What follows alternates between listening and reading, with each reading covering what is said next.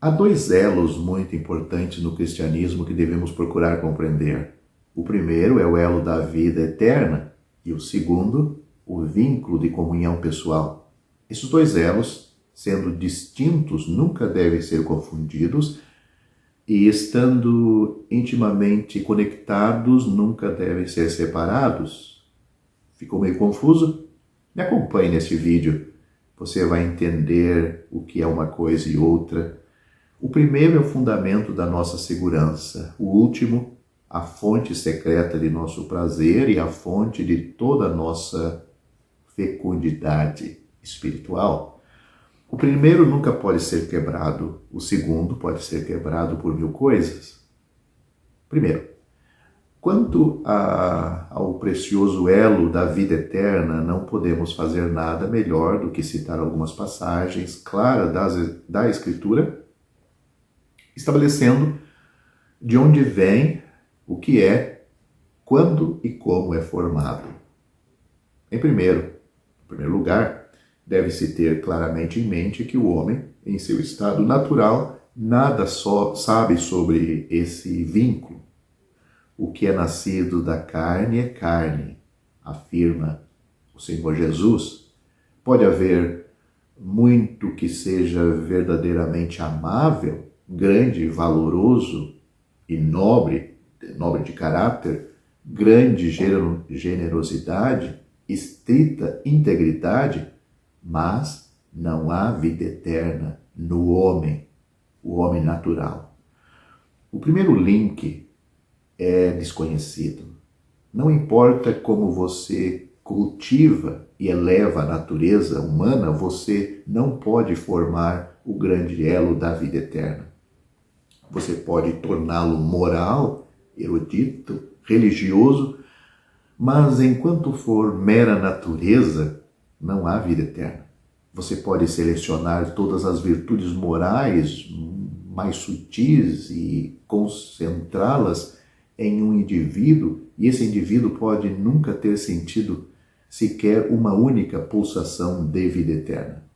Não é que essas virtudes e qualidades não sejam boas e desejáveis em si mesmas, mas ninguém, em seu juízo perfeito, questionaria isso. Tudo o que é moralmente bom na natureza deve ser estimado em seu valor adequado.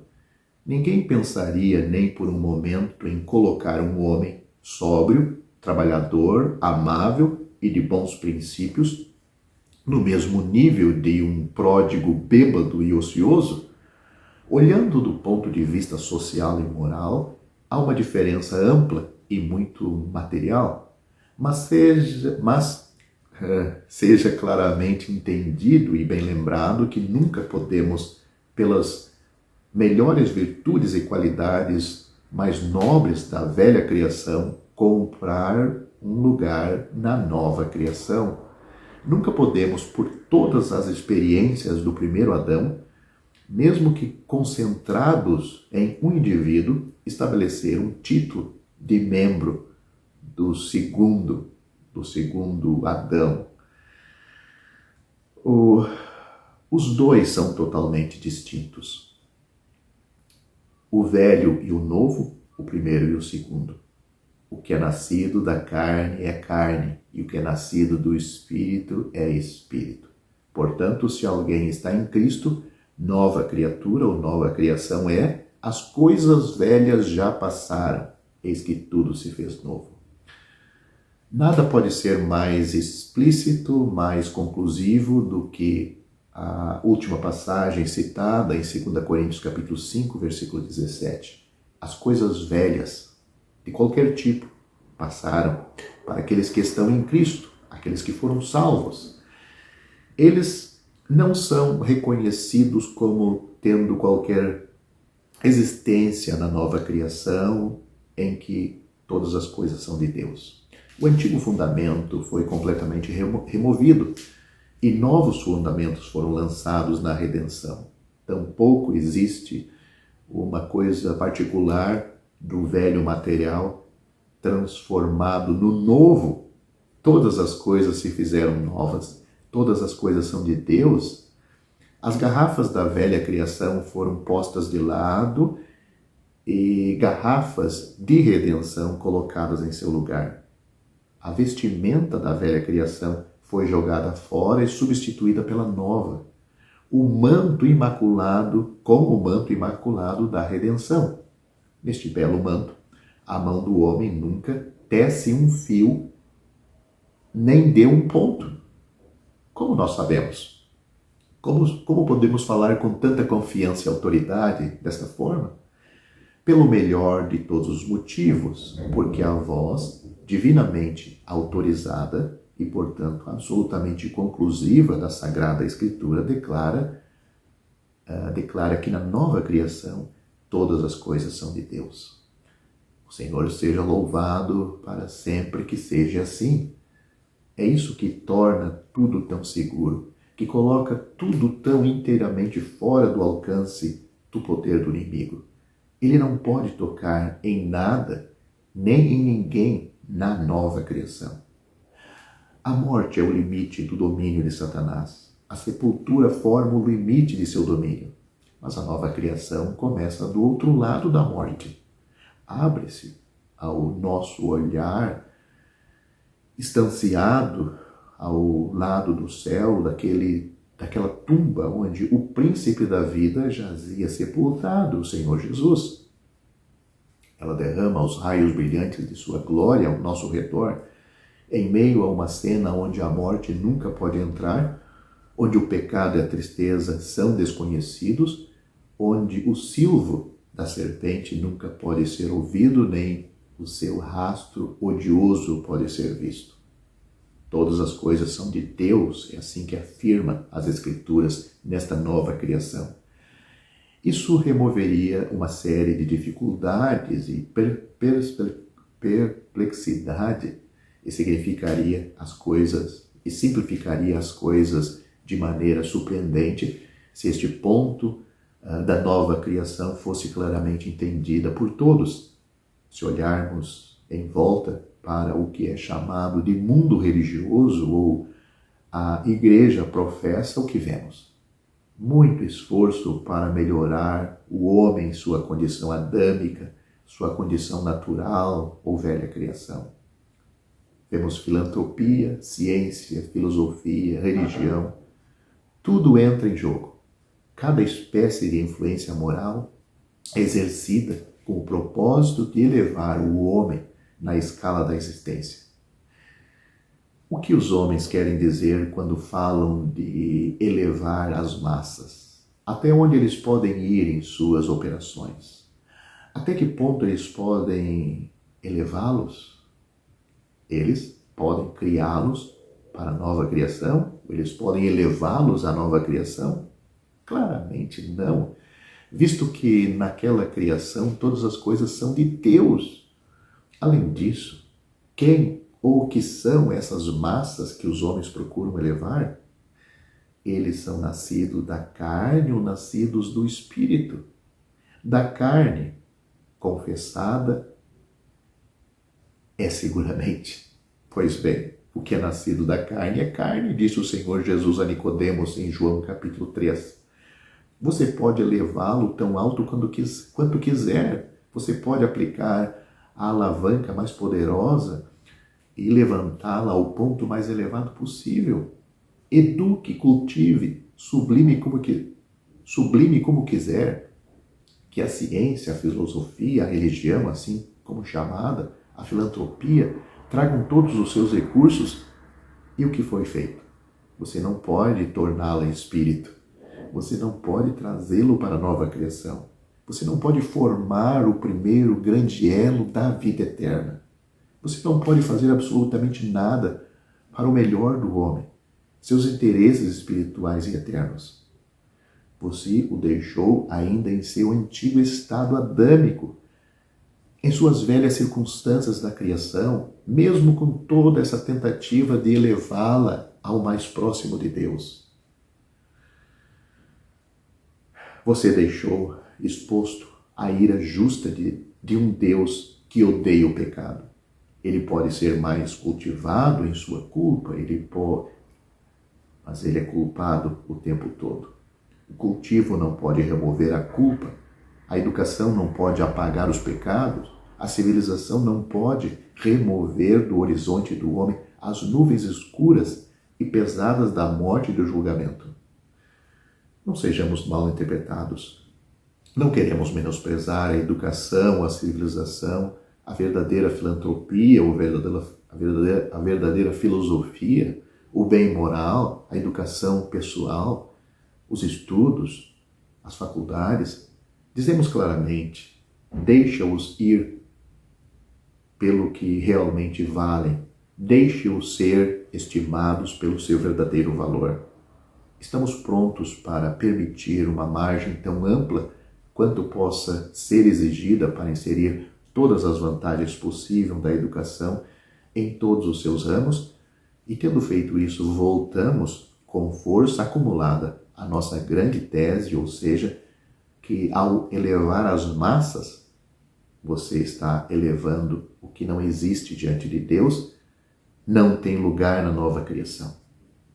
Repetimos com ênfase e insistimos com energia que, até que você coloque a alma na nova criação, você não fez absolutamente nada por ela com respeito à eternidade, ao céu e a Deus.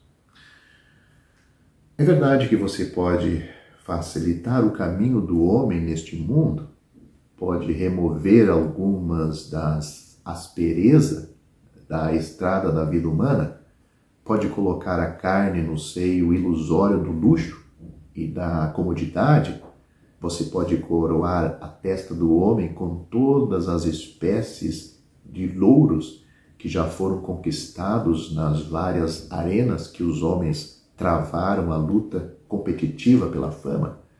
Você pode adornar seu nome com todos os títulos que já foram concedidos por um mortal a seu semelhante mortal, e depois de tudo isso, você o deixa em seus pecados e exposto à morte e condenação eterna. Nada o que nós fizemos por nós mesmos, nada o que todos os outros possam fazer a nosso respeito, pode mudar o nosso estado espiritual de adâmico, caído, arruinados pela nossa natureza e pelos nossos pecados. Se o primeiro grande elo não for formado, a alma é como uma embarcação quebrada de suas amarras e lançada sobre o deserto aquoso, sem leme ou bússola. Desejamos sinceramente enfatizar este ponto, chamando sua atenção. Sentimos profundamente sua imensa importância prática. Acreditamos que dificilmente existe alguma verdade à qual o diabo ofereça uma oposição mais feroz e constante do que a verdade da nova criação. Ele conhece bem sua poderosa influência moral, seu poder de elevar a alma das coisas presentes, de produzir morte para o túmulo e elevação prática e habitual acima das coisas do tempo e dos sentimentos. Portanto, seu esforço é manter as pessoas sempre enganjadas no trabalho, sem esperança de tentar elevar a natureza e melhorar o mundo. Ele, Satanás, não tem nenhuma objeção à moralidade, à religião como tal, em todas as suas formas. Ele até usará o próprio cristianismo como um meio de melhorar a velha natureza. De fato, sua obra-prima é alinhavar a religião cristã como uma nova peça sobre a velha roupa da natureza caída. Tudo na velha criação está nas mãos de Satanás e ao alcance de suas armas. Tudo da nova criação está além dele. Aquele que é nascido de Deus guarda-se a si mesmo e o maligno não o toca. Isso está registrado em 1 João capítulo 5.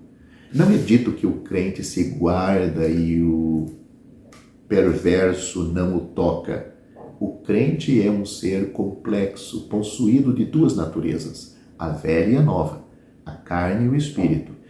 E se ele não vigia, aquele maligno rapidamente o tocará, o perturbará e criará muito trabalho doloroso. Mas a natureza divina, a nova criação, não pode ser tocada. E enquanto andarmos na energia da natureza divina e respirarmos a atmosfera da nova criação, estaremos perfeitamente a salvo de todos os ataques do inimigo. Agora, vamos investigar como entramos na nova criação. Talvez, se você me assistiu até aqui, é o que está se perguntando. Como eu posso fazer parte desta nova criação? Se nada posso fazer por mim mesmo para melhorar a minha velha natureza. Pois bem,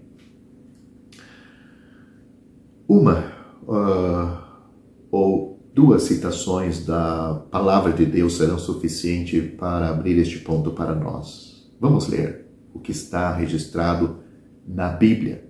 Deus amou o mundo de tal maneira que deu o seu Filho unigênito, para que todo aquele que nele crê não pereça, mas tenha a vida eterna. Observe essas palavras, observe a conexão. Crer nele, tem a vida eterna. Crer nele, tem a vida eterna. Este é o link. Fé simples.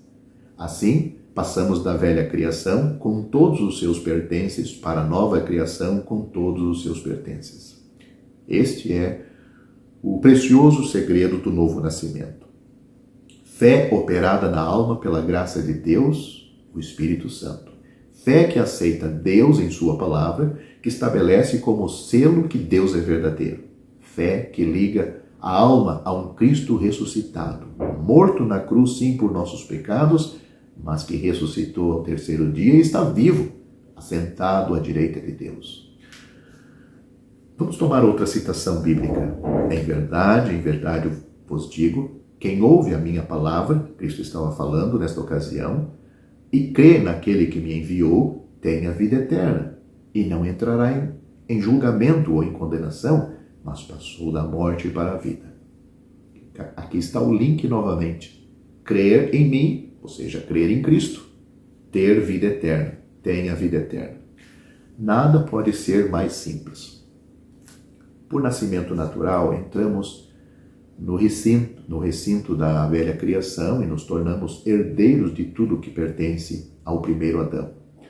Pelo nascimento espiritual, entramos no recinto da nova criação e nos tornamos herdeiros de tudo que pertence ao segundo Adão. E se for perguntado qual é o segredo deste grande mistério do novo nascimento, do nascimento espiritual, a resposta é fé. Aquele que crê em mim, o Senhor Jesus Cristo disse.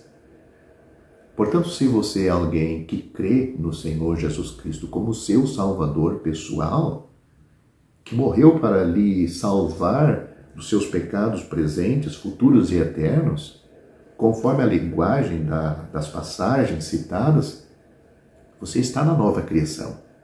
Já é um possuidor da natureza divina. Já está ligado a Cristo por um elo perfeitamente indissolúvel. Tal pessoa nunca pode perecer. Nenhum poder da terra ou do inferno, homens ou demônios, jamais poderá quebrar aquele elo da vida eterna que conecta todos os membros de Cristo com sua cabeça ressurreta em glória e uns com os outros.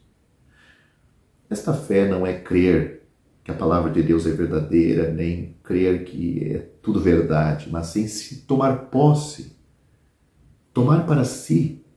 E esta é uma obra do Espírito Santo, produzido na alma do pecador. Que você observe particularmente que, com referência ao elo da vida eterna em sua formação, devemos tomar os pensamentos de Deus no lugar dos nossos. Devemos ser governados exclusivamente pela palavra de Deus e não por nossos próprios raciocínios vãos, imaginações tolas e sentimentos sempre mutáveis. Além disso, devemos ter cuidado para não confundir os dois elos que, embora intimamente ligados, são completamente distintos. Não devemos deslocá-los, mas deixá-los em sua ordem divina, no seu devido lugar. O primeiro não depende do segundo, mas o segundo flui do primeiro. O segundo é tanto um elo quanto o primeiro, mas é o segundo e não o primeiro. Não está entendendo nada? Todo o poder e malícia de Satanás não pode romper o primeiro elo. O peso de uma pena pode quebrar o segundo. O primeiro elo dura para sempre. O segundo pode ser quebrado em um momento. O primeiro elo deve sua permanência à obra de Cristo por nós, que foi consumada na cruz, e a palavra de Deus para nós, que está estabelecida para sempre no céu. O segundo elo depende da ação do Espírito Santo em nós, que pode sofrer, e infelizmente sofre, a interferência de 1000 coisas no curso de um único dia.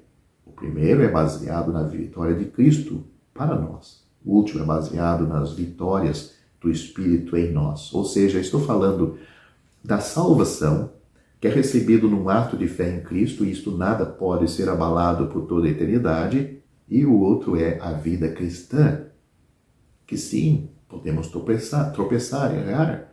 Nem sempre vamos ter vida vitoriosas. Agora, é nossa firme convicção que milhares ficam abalados quanto à realidade e perpetuidade do primeiro elo da vida eterna por causa da falha em manter o segundo elo da comunhão pessoal.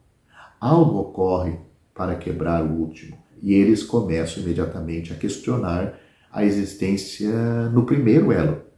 Isso é um erro, mas serve apenas para mostrar a imensa importância da santa vigilância em nossa caminhada diária, para que o elo da comunhão pessoal não seja quebrado pelo pecado, em pensamento, palavra ou ação, ou se for quebrado, de restaurá-lo instantaneamente por autojulgamento e confissão, fundamentados na morte e defesa de Cristo. É um fato inegável, confirmado pela triste experiência de milhares de verdadeiros salvos, santos de Deus, que quando o segundo elo é rompido, é quase impossível realizar ou se alegrar no primeiro, ainda que este elo nunca vai ser rompido. Isso, embora tão vitalmente importante para nós, é na realidade apenas uma coisa secundária, pois certamente a suspensão de nossa comunhão é uma coisa pequena quando comparada com a desonra feita à causa de Cristo e a dor causada ao Espírito Santo por aquilo que ocasionou a suspensão. Que o Espírito de Deus opere em nós poderosamente para produzir vigilância, oração, seriedade e zelo, para que nada ocorra que interrompa a nossa comunhão, mas que os dois elos possam ser entendidos e desfrutados em seu devido lugar e ordem, para a glória de Deus. Por nós, a estabilidade de nossa paz nele e a integridade de pureza de nossa comunhão diante de Deus deve ser mantida pela firmeza de nossa fé em Cristo na caminhada cristã. A fim de desenvolver um pouco mais sobre o assunto, sobre os dois elos, eu gostaria de chamar a atenção de você que me ouve para uma passagem muito importante em 1 Coríntios capítulo 5. Diz assim: Pois Cristo, nossa Páscoa, foi sacrificado por nós. Portanto, vamos celebrar festa. Nesta breve citação, temos uma ampla gama de verdade apresentada. Temos primeiro declarado um grande fato: Cristo, nossa Páscoa, foi morto, foi sacrificado. Em segundo lugar, temos um apelo sincero: celebremos a festa. No primeiro, temos o fundamento de nossa segurança. No segundo, o verdadeiro segredo da santidade pessoal. Aqui, novamente, temos os dois elos em sua distinção adequada e, ainda assim, em sua ordem adequada. Temos um sacrifício e uma festa. Duas coisas bastante distintas, mas intimamente ligadas. É o que temos tratado até agora neste vídeo. O sacrifício está completo, mas a festa deve ser celebrada. Tal é a ordem divina. A completude do sacrifício assegura o título do crente, e a celebração da festa envolve toda a vida prática do crente. Devemos ter cuidado para não confundir essas coisas. A festa dos pães ázimos foi fundada sobre a morte do Cordeiro Pascal. Tipificou aquela santidade prática que deve caracterizar toda a vida de um cristão aqui. Cristo foi morto. Isso garante tudo quanto ao título. Quando eu vir o sangue, diz Deus, passarei por cima de vocês. Lá em Êxodo capítulo 12, Deus como juiz foi totalmente atendido e satisfeito pelo sangue do Cordeiro. O anjo destruidor passou pela terra do Egito à meia-noite com a espada do juízo na mão, e o único meio de escapar era o sangue aspergido lá fora na porta. Isso foi divinamente o suficiente. Deus havia declarado: quando eu vir o sangue, passarei adiante. A salvação de Israel repousou na estimativa de Deus sobre o sangue do Cordeiro. Esta é uma verdade muito preciosa para a alma, para a nossa alma, meditar um pouco. A salvação do homem repousa sobre a satisfação de Deus. Que o Senhor seja louvado por isto. Cristo, nossa Páscoa, foi sacrificado por nós. Marque as palavras sacrificado. E isso por nós. Isso resolve tudo quanto à grande e importantíssima questão da salvação do julgamento da ira. Assim se forma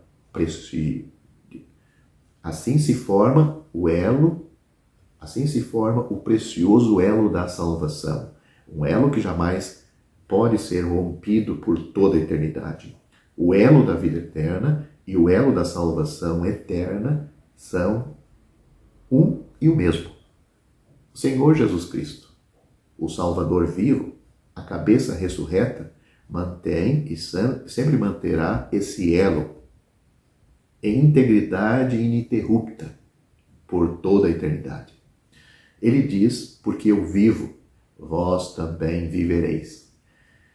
Se quando éramos inimigos fomos reconciliados com Deus pela morte de seu Filho, muito mais, estando já reconciliados, seremos salvos pela sua vida.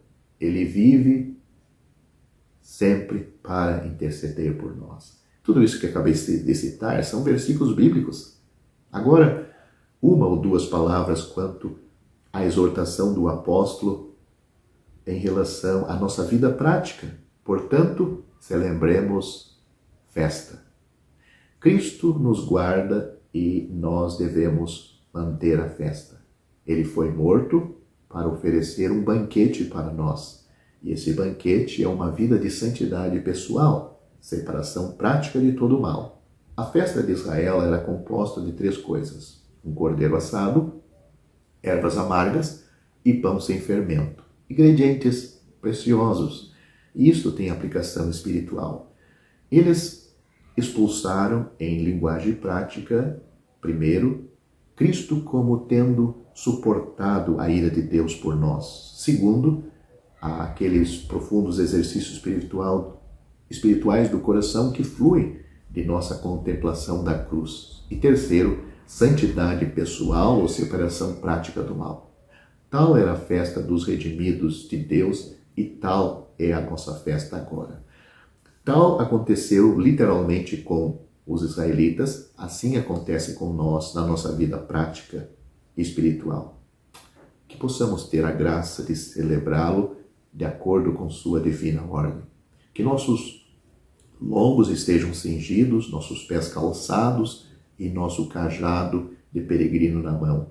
Lembre-se, não é uma festa celebrada para alcançar um sacrifício, ou seja, alcançar a salvação, mas um sacrifício morto para fornecer uma festa ou uma salvação que nos dá dias bons. Não devemos inverter esta ordem. Somos muito propensos a revertê-lo, e o mundo religioso faz isto porque tendemos a considerar Deus como um cobrador em vez de um doador, para fazer do devedor a base da salvação, em vez de fazer da salvação a base do devedor, ou a base do dever, melhor dizendo. O israelita não punha de lado o fermento para ser salvo da espada do destruidor, mas porque estava salvo. Em outras palavras, havia primeiro o lintel manchado de sangue e depois o pão sem fermento. Essas coisas não devem ser confundidas, não devem ser separadas. Não somos salvos da ira por pão ázimo, mas por um lintel manchado de sangue. Mas só podemos desfrutar do último quando mantemos o primeiro com diligência e zelo. Os dois elos devem permanecer sempre em sua ordem divina e em sua conexão inseparável. O próprio Cristo infalivelmente mantém um, e nós, pela graça de seu Espírito, devemos manter o outro, que ele nos capacite a fazer isto. Ao terminar esse vídeo, que foi bem extenso, eu sugiro que você leia com cuidado Efésios capítulo 2, do versículo 8 ao 10. Estude aqueles versículos com um coração aberto à voz do Espírito Santo e você vai entender resumidamente tudo o que eu disse neste vídeo.